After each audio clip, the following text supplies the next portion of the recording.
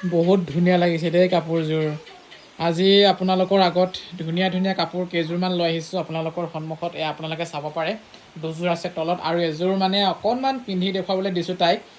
গাড়ী দিয়া হয় যোৰা আৰু অলপ অলপ নুনিও আছে ইয়াতে খুব ধুনীয়াকৈ মই অলপ ওচৰৰ পৰা দেখুৱাইছোঁ আপোনালোকে তেতিয়া ভালদৰে বুজি পাব এয়া চাওক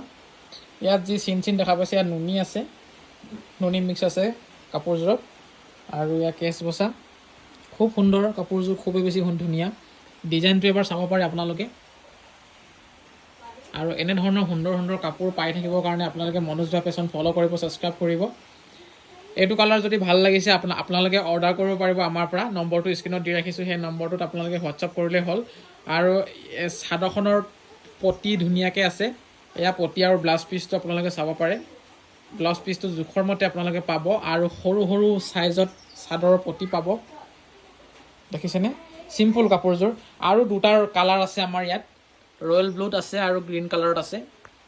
দুটা কালাৰত মানে কেছ বচা আপোনালোকে যোনটো কালাৰ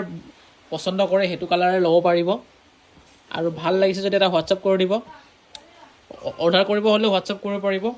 কাৰণ আমাৰ অৰ্ডাৰবোৰ হোৱাটছআপ যোগে লোৱা হয় আৰু এই দুযোৰৰ ফটো যদি আপোনালোকে বিচাৰে ফটোও পাই যাব যদি আপোনালোকে ফটো চাম বুলি ভাবিছে এই দুযোৰৰ তেতিয়াহ'লে ফটো পাই যাব